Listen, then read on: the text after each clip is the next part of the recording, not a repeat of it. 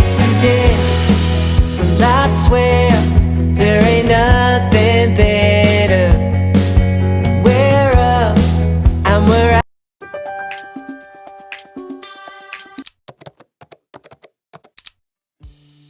After staying for 2 days in Hoi An, finally pupunta na tayo ng Da Nang, Vietnam. If you like to know about our Hoi An travels, you can check my previous vlog. 30 minutes na biyahe, nakarating na kami dito sa aming hotel here in Da Nang, which is ang Tuyat San Hotel. Napakaganda pala ng location ng aming hotel kasi tapat lang niya ang Maiki Beach. The room that we book here in Tuyat San Hotel. That's the bed. Dito ang table kung saan you will see the heater, blower, baso, complimentary water. Yan. Meron ding TV, guys. And then, lagayan ng water. Yan. Bedside table. And yes, I tell you, malawak yung room namin. But the view, kitang-kita na dito yung Da Nang Beach. Yan. This is our very beautiful hotel here in Da Nang. And alam niyo ba na nabook ko siya sa Klook for around 5,100 pesos. Good for 4 nights, good for 2 person. Meron na ding breakfast and ganito nakalaki yung room. So again, check this one sa Klook. And of course, don't forget to use my Klook code DOCSAMIKLOOK for additional discount. Welcome to Da Nang Beach! We are finally here in Da Nang. And first stop is Da Nang Beach kasi tapat lang siya ng aming hotel. Yan lang yung hotel namin, guys. Tuyat San Hotel. And yung tapat nga niya ay eto ng Da Nang Beach. Welcome to Da Nang Beach! One of the iconic spot here in Da Nang ay etong Maiki Beach. Sikat na sikat siya sa mga turista dahil sa napakagandang ambience dito sa Maiki Beach.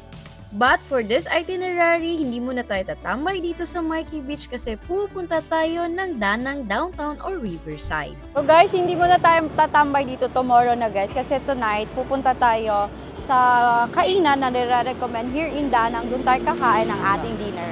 Yung mode of transportation naman dito sa Da Nang ay Grab pa din. Napaka-affordable kasi kaya Grab lang talaga yung sinasakyan namin sa pag-e-explore dito sa Da Nang, Vietnam.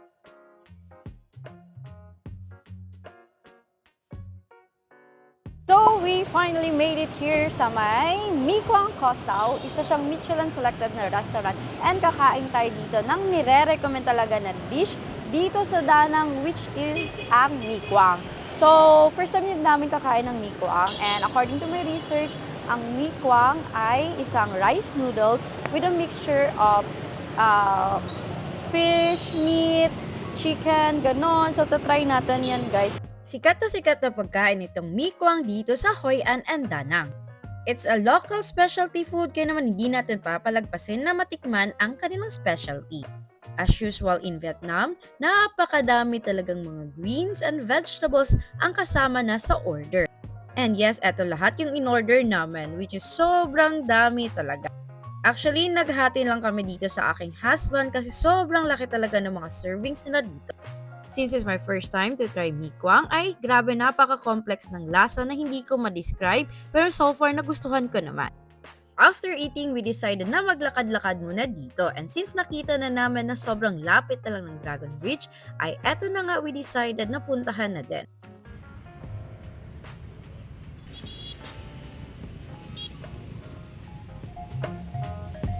Ito pala yung tinatawag nilang Dragon Fountain located in the east side of Han River. Yes, you heard it right, Han River din yung tawag nila sa river dito. And from the Dragon Fountain, kitang-kita na dito ang The Dragon Bridge. One of the iconic symbol ng Da Nang ay etong Dragon Bridge. Sobra naman kasing ganda ng architectural design ng Dragon Bridge. Every weekends pala ay may Dragon Fire Show dito sa Dragon Bridge. For our next destination, sobrang lapit lang, tapat lang ng Dragon Fountain, makakarating ka na dito sa Sontra Night Market. Welcome to Chodem Sontra or Sontra Night Market. Kaka-open lang nila actually guys. So let's explore this place and let's see kung ano yung mabili natin dito. Sontra Night Market is a walking street na puno-puno ng mga shopping and food stall. Dito sa Da Nang ay pwedeng-pwede kayong mag-food trip ng seafoods dito kasi napaka-affordable lang ng kanilang mga lobsters. Madami din kayong makikita dito at pagpipilian ng mga Vietnamese street food na sobrang healthy at napakasarap pa. Aside from that ay napaka-affordable lang din dito sa Sontra Night Market. Since busog na kami from Miquang Kosaw ay nag-try na lang kami ng isang cuisine dito which is ang bancho or Vietnamese pancake na sobrang sarap talaga. Pag uwi namin sa aming hotel ay nag-food trip na naman kami kasi sobrang dami ng mga nagbebenta sa labas lang ng aming hotel. Of course, hindi pwedeng hindi natin matry ang banh mi ng Danang. And one of my favorite food here in Danang ay etong bantrang dalat. Madami din itong feelings kaya napakasarap talaga nito. Ang bantrang dalat is actually a Vietnamese rice paper na napaka-crispy. Good morning! Time check, it's 8 a.m. and we're gonna have our breakfast downstairs kasi pre-breakfast tayo, guys. Buffet breakfast pala dito sa Tuyat San Hotel and so far nagustuhan naman namin yung mga pagkain nila.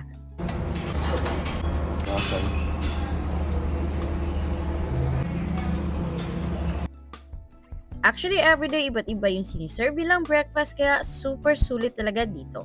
So today, may explore tayo ng Danang and we are going to Lin Ung Pagoda. Our grab ride is here. For today's itinerary ay pupuntahan natin ang mga attractions sa Sontra Peninsula. Malapit lang siya sa aming hotel and kayang-kaya namang mag-grab going here. For our first stop, pupuntahan natin ang Ling Ung Pagoda. We arrived here at Ling Ung Pagoda. And yung nabayaran namin sa Grab is around 120 dong. So let's go inside and let's see.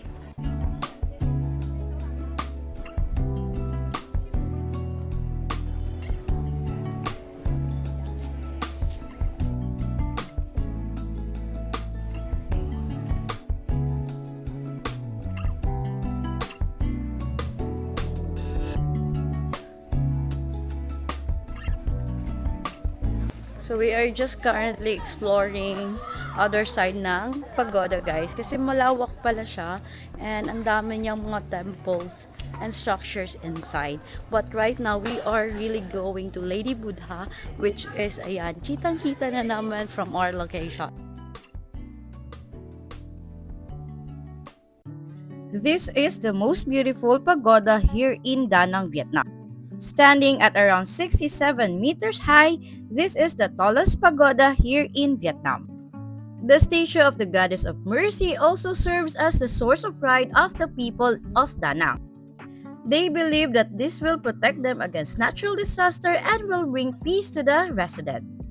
Here in Ling Ung Pagoda, you can enjoy natural scenery and panoramic view of Da Nang from Sontra Peninsula.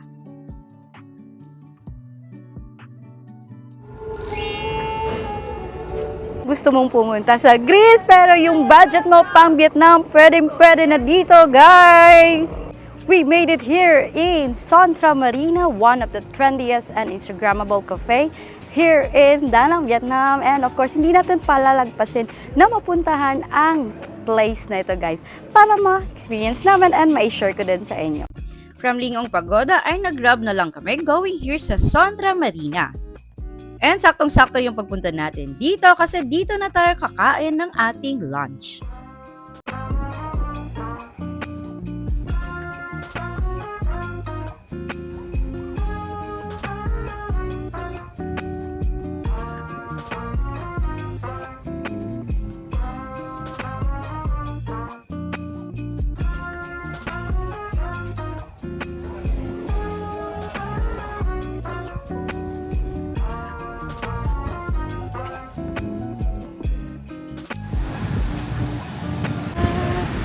Da Nang Beach!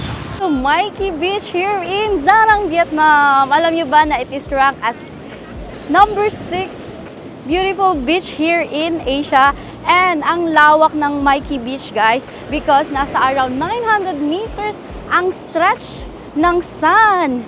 Kaya naman maganda talagang tumambay dito and maraming nagsiswimming. However, today, papansin nyo, sobrang lakas ng alon. Kaya naglalagay sila ng flag red flag, ibig sabihin no swimming allowed. So maganda talagang mag-stroll around Mikey Beach, guys. And pwede naman talagang mag-swimming dito. However, today, naglagay sila ng ganyang flag. Merong red flag na nakalagay na no swimming allowed as of now dito sa Mikey Beach. So, buhangin test tayo, guys. Kasi ito yung hinahanap natin, di ba? Pag pumupunta tayo sa beach. Kung gaano kaganda yung buhangin ng beach na pinupuntahan natin. So, dito sa Mikey Beach, eto, powdery naman yung kanilang sand dito. However, hindi ganun ka-fine compared to Boracay. Pero, etong Mikey Beach, meron siyang sariling ganda. And kung mapapansin nyo, golden yung color ng kanilang sand. Yan. Yan.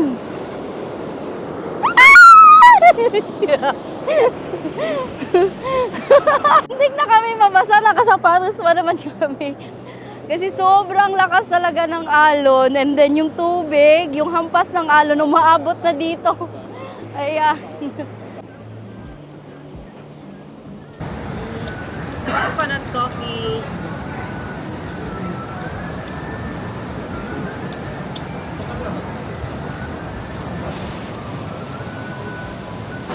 Ano de bukayo ang coconut? After chilling around Mikey Beach, ay pupunta na tayo sa ating next destination. Meron kasi kaming appointment dito sa Tree Spa. Of course, hindi pwedeng hindi natin matry ang Vietnamese hair spa na sobrang affordable dito sa Da Nang. For around 677 pesos ay naka-avail kami dito ng 90 minutes na head massage and hair spa. Kasali din pala sa package ang facial kaya sulit talaga dito sa Tree Spa. Overall experience ay 9/10 kasi napaka-relaxing talaga nito. So guys, to give you an idea, yung aming session is around 90 minutes. So imagine, 90 minutes kang imamasahe sa shoulder, sa arms, sa neck, sa likod. Guys, grabe. Tapos kasali pa dun yung head massage. And then meron pang facial, and then meron pang hair treatment. Grabe, nakaka-relax talaga, guys. Yes, nabook ko siya sa Klook. So if bet nyo din ma-experience at ma-relax dito sa Tree Spa, book na kayo sa Klook, guys. And don't forget to use my Klook code DOCSAMICLOOK for discount. After namin sa Tree Spa ay pumunta kami dito sa Bun Chaka, a must-try noodles here in Da Nang, Vietnam. So, our order is here. Yeah. So, iba pala yung buncha dito sa Da Nang and buncha doon sa Hanoi. So, yung sa Hanoi, guys, yung ginamit na sahog ay grilled pork. Dito naman, ibang-iba, guys. Kaya medyo nalito kami. So, it's called bunchaka. So, dito sa bunchaka, halo-halo yung ano niya, yung ginamit nilang meat dito. Actually, yung ginamit nila is fishball. And then, yung in-order pa namin is yung combination ng fishball and also crab paste and crab meat, diba? But actually, meron pa silang iba't ibang mga other na pwede nyong piliin like tuna, yan, or fishball alone lang. So, yan. So, let's try the sabaw.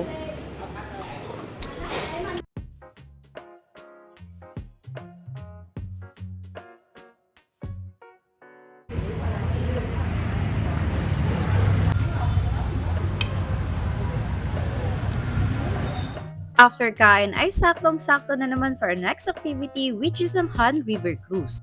7:15 yung slot na kinuha namin and we are finally boarding here sa My Shuan Han River Cruise. Upon boarding, you will be greeted with welcoming dance ng crew dito. Kasali na din sa binayaran dito ang bottled water and fruits. It's a 45 minutes cruise dito sa Han River. And yes, Han River din ang tawag nila sa river dito.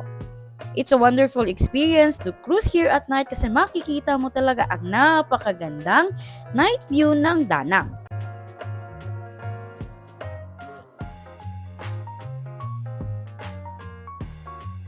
You will be amazed kasi makikita mo dito kung gaano kaasansado ang Da Nang, Vietnam.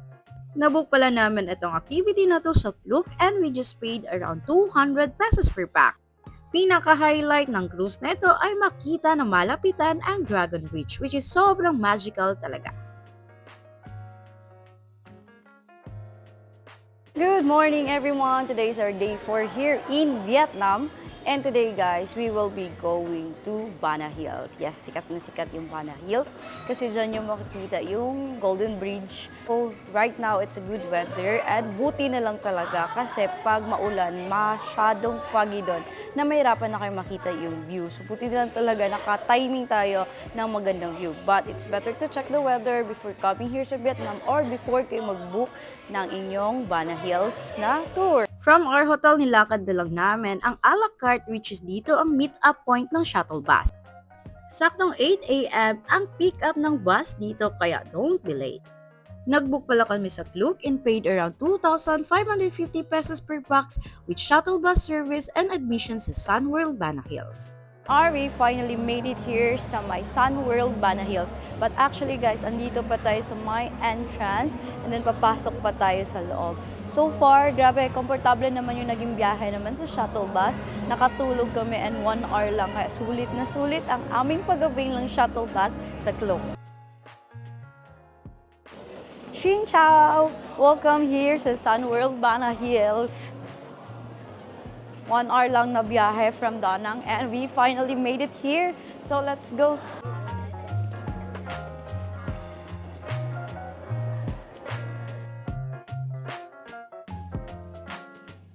If you already purchased your ticket, pwede ka nang pumasok diretso.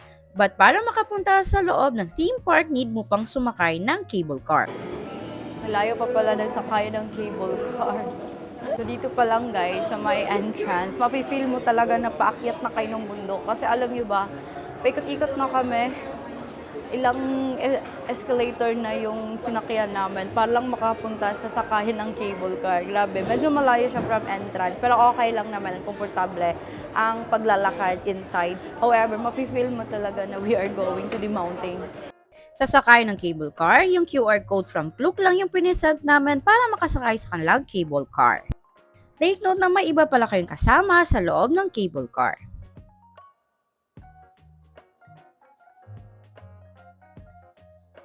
Are going to the top of the mountain. So it's not your typical cable car. It's one of the most impressive infrastructure here in Vietnam. Kaya naman, if you're coming here, make sure to include this one sa iyong itinerary. And alam niyo ba guys, this cable car has 5,000 meters length. Imagine, ang haba niya guys, and this ride will take you around 15 to 20 minutes ride. Kaya ngayon, nakakailo na talaga. Oh. Arriving at the theme park, unang yung makikita ang French Village. Yes, wala po tayo sa Europe and andito lang po tayo sa Sun World Bana Hills. Isang European vibes talaga and replica ng Europe ang Sun World Bana Hills. Kaya everywhere you go, makikita nyo talaga ang touch of Europe.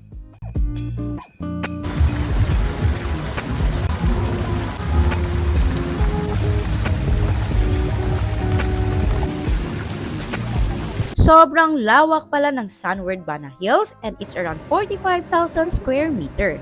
Sa lawak nito, I recommend na you plan well your itinerary inside the theme park.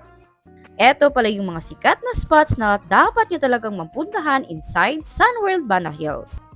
And eto naman yung mga photo spots na dapat nyo talagang mapuntahan. Alam nyo ba na sa loob ng Sun World Bana Hills ay makikita kayo dito napakalaking Pop Mart.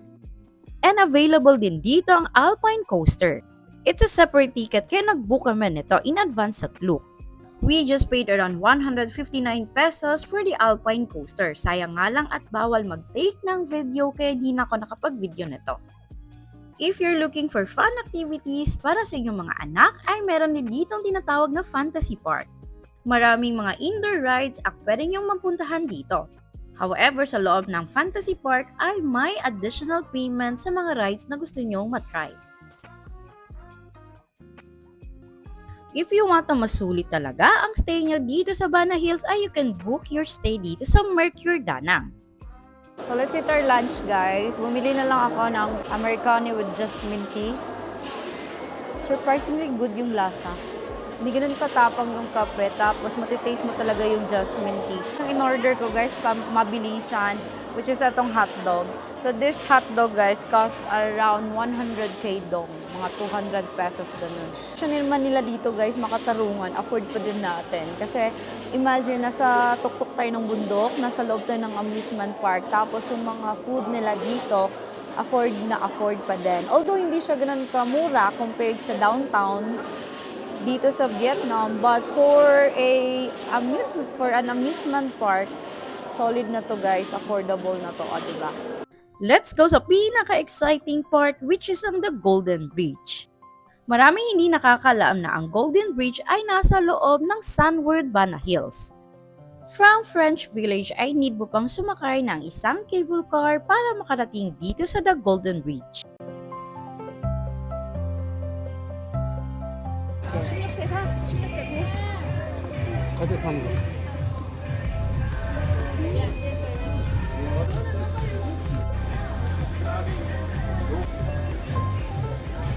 Iconic spot na dapat nyo mapuntahan talaga dito sa Vietnam ay etong Golden Bridge, which is one of the most photographed spots here in Vietnam na may taas na 1,414 meters above sea level. Grabe, nasa tuktok tayo ng bundok guys. Kaya naman no wonder na ang daming turista talagang pumupunta dito para masilayan ang Golden Bridge. Inuwerte talaga tayo sa pagpunta dito kasi tingnan nyo, napaka-clear talaga ng sky. Kaya naman again, check the weather before coming here sa Sunworld Bana Hills. From the Golden Bridge ay meron ng connected na cable car station, kaya dito na kami sasakay ng cable car pabalik sa Entran. 4 PM kasi yung time ng departure going back to Mikey Beach. Good morning here in Danang Beach! We are here at Danang Beach kasi maliligo tayo, di ba Taray? Alam mo, mas gusto ko maligo ng maulan. Here guys, and masyadong maulan and mahangin. But yes, we will explore this place and parang hindi ata pwedeng maligo, but tatambay na lang tayo sa mga cafe dito. So we don't have itinerary for today and tomorrow since it's our free day. Kaya I decided na pumunta dito sa may Danang Beach para mag-explore. Yan. This is the reason why you need to plan well your itinerary and check the weather guys. Kasi tingnan nyo, sa 5 days naman dito sa Vietnam, ngayon lang umulan, pero most of our activities tapos na. Yung mga highlights talaga for this trip, like yung Bana Hills yesterday, sobrang ganda ng panahon nung naghoyaan kami and nag-explore kami around Danang, as in napakaganda ng panahon. So 2 days na uulan according to the AccuWeather, but it's okay guys kasi tapos naman tayo sa mga highlights, and etong mga gagawin nating itinerary for today ay ano na lang, trip na lang namin to.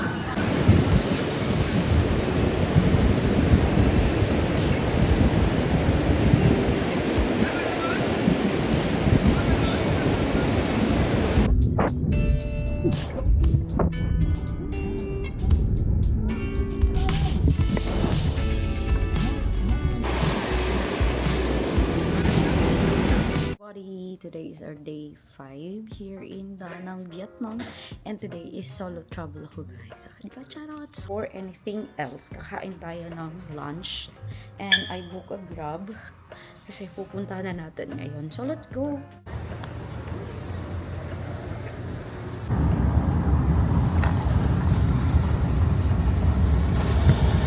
So ako pala mag-isa today because yung husband ko is not feeling well.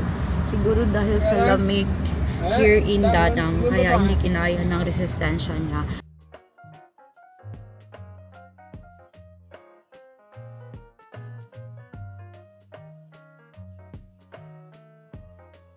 So, nandito na ako ngayon sa may Tiago.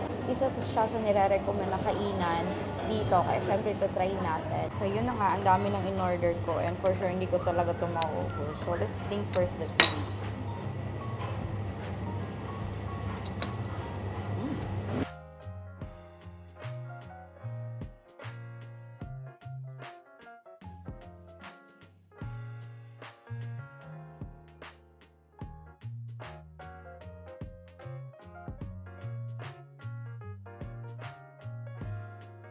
After eating sa May Thiago ay diretso na tayo sa ating next stop.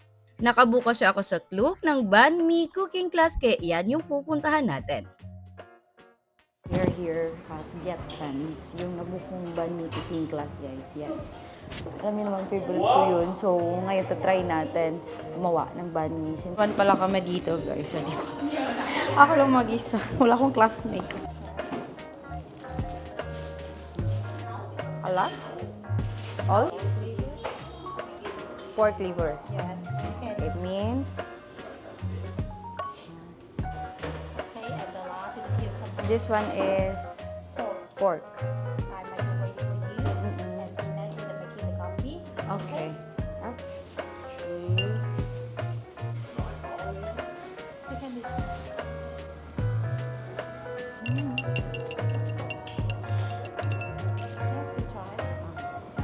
Yes. So, thank you. This is mine? Ah, okay. Thank you. Akin pala to. Since malapit na lang ito, ay pupunta tayo ng Vincom Plaza. Sikat kasi ito sa Danang kaya pupuntahan din natin. So, pumunta ako dito sa Vincom Plaza. Wala naman akong planong mag-shopping, pero tingnan natin kung ano ba ang nasa loob ng Vincom Plaza.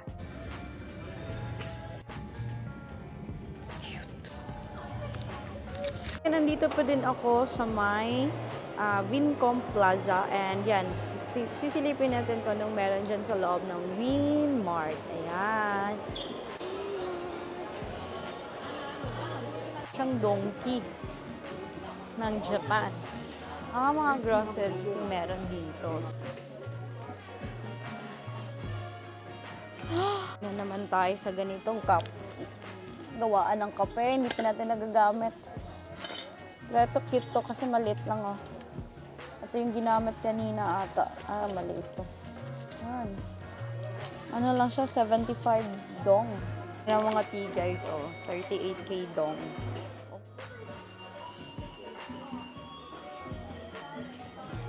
Sulit to guys. Parang kailangan ko munang bumalik sa hotel. Yes, babalik tayo ng hotel. Yes, talagang babalik tayo ng hotel guys hanggat kaya ko pa. So feel ko sa tea yun na ininom ko kanina tsaka sa mga gulay-gulay na kinain ko. Kasi flower tea ba naman yung in-order ko kanina guys? Sino ba naman yung hindi maano yung chan? Since it's a free day, pupuntahan natin ang mga aesthetic and Instagrammable na cafe dito sa Danang. One of my list ay etong Win na sobrang lapit lang din sa Mikey Beach.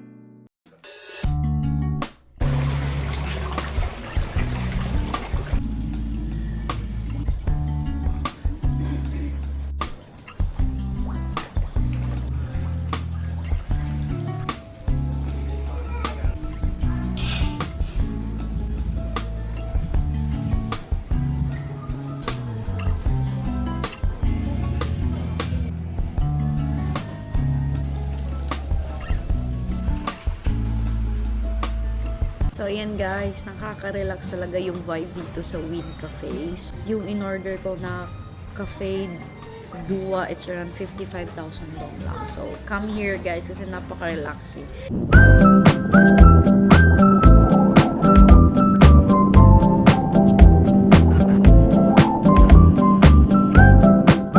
Guys, nagjo-joyride ako dito sa Danang. Ayan, so ito yung napin kong location. Di dumaan sa Dragon Bridge. Ay, gusto kong dumaan sa Dragon Bridge. Kaya eto, magbubuk na naman ako, guys. So, let's go! I think best din na matry nyong mag-bike dito or mag-motor around Danang para ma-experience din talaga yung mga locals. Kasi usually nagba-bike sila, di ba? Nagmo-motor sila. So, kanina nag-enjoy talaga ako, guys. So, gusto ko talagang dumaan sa may Dragon Bridge na nakamotor. Kaya dadaan tayo doon.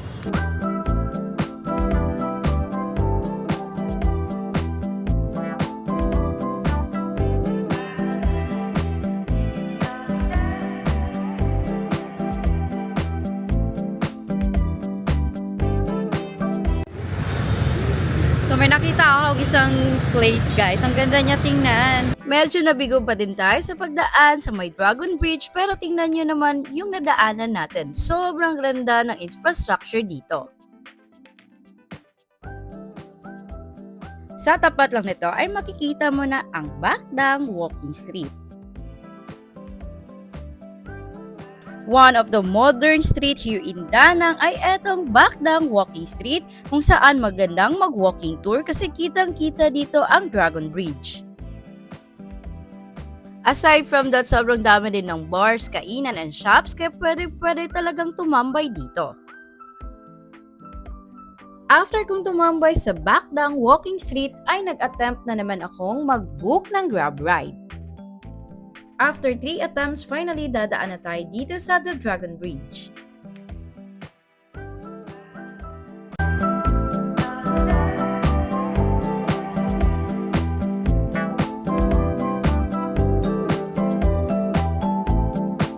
Yan guys, I'm back again here sa my Winmart, dito sa my Vincom Plaza. Bibili tayo ng mga goods na pwede nating iuwi sa Pilipinas.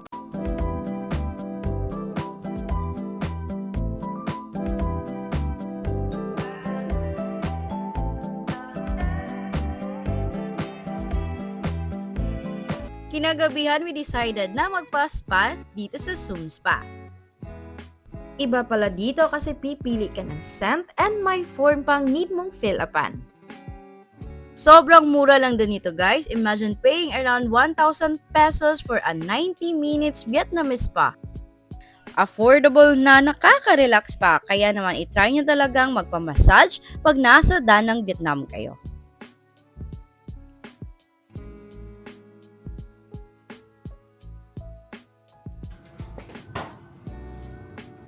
Good morning everyone! Today is our last day here in Danang, like pang 6th day. If kasali yung pagdating namin dito, pero gabi na yun guys, pang 7th day na talaga. But yes, we still have 1 day to explore more of Danang. So pupunta natin yung hindi natin napuntahan yung mga previous na araw. So our flight is around 10:30 PM pa, so we still have some time to explore and mag-stroll around Danang guys. Kaya, yan, mag-explore tayo. But time check, it's 11 AM na. Yan, kakatapos lang namin mag-prep. And yun na nga, mag-check out na tayo. Para may mapuntahan pa tayo today, di ba? So, nakapag-check out na kami guys. And iniwan muna namin yung luggage namin sa my front desk para makapag-explore pa tayo. We will be going to a cafe, Instagrammable cafe here in Danang, Vietnam na malapit lang sa aming hotel. First on our list ay etong Cua Ngo na sobrang lapit lang sa aming hotel. One of the best coffee shop here in Danang, Vietnam. Trending na trending siya sa kanyang napakagandang interior design and napaka-relaxing tumambay dito sa Cua Ngo.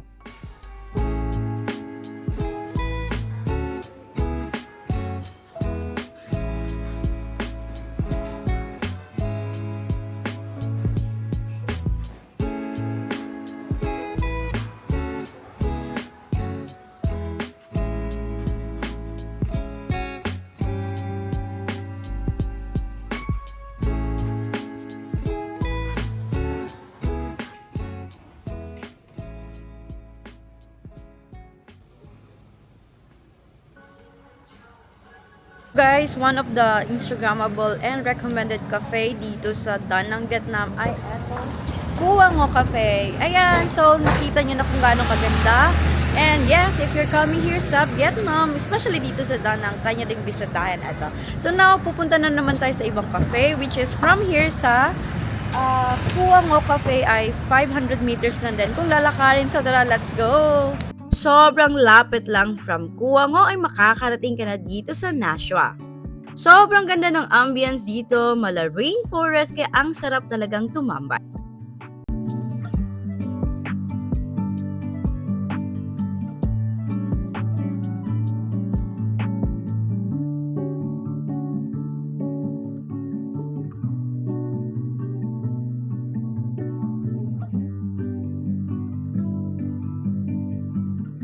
Nag-grab na lang kami going to our next destination which is ang Han Market.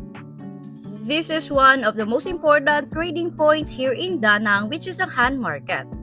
This is open from 5 a.m. to 7 p.m. daily, kaya naman bisitahin nyo talaga dito. Halo-halo pala yung mga binibenta dito, merong mga sweets, seafoods, mga damit, sapatos, and all. Kaya naman if you're planning to buy some pasalubong, you can visit Han Market. And of course, if you're coming here, don't forget na makipag-haggle para makatipid kayo.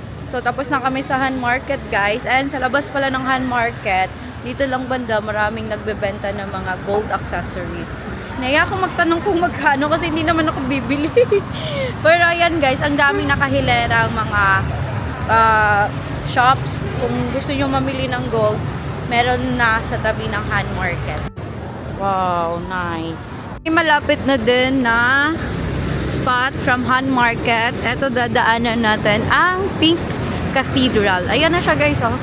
Yan, sobrang lapit lang niya sa Han Market. Quick trivia ng Pink Cathedral. This is the one and only Catholic church built during French colony noong 1923.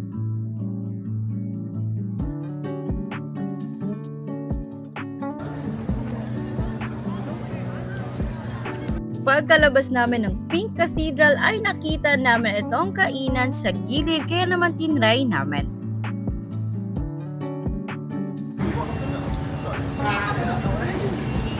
So, we will be eating squid noodles. Yan. So, nadaanan namin siya from Pink Cathedral. Kasi ang bango niya. Tapos, ayan, dito na kami kakain ng lunch kasi wala pa kaming lunch and 2 p.m. na. Kaka 2 p.m. lang niya dito.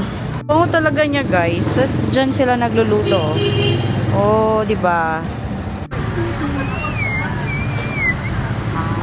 Para mag Noodles, sa akin dry noodles. Yan, ang bango. Let's eat. Let's eat like a local.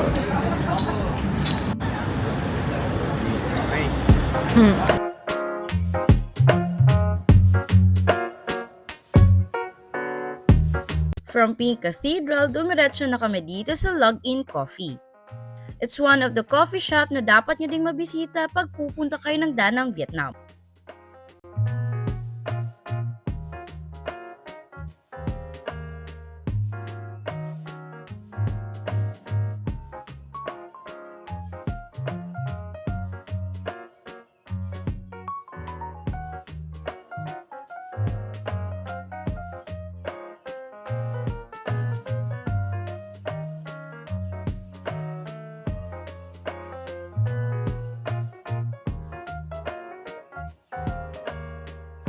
Sobrang lapit na lang neto sa Mikey Beach, kaya dinaanan na lang din namin while going to our hotel. And tingnan nyo naman kung gaano kalakas ang hangin ngayon. Last day na namin dito sa Da Nang, Vietnam, and sobrang gloomy talaga ng panahon.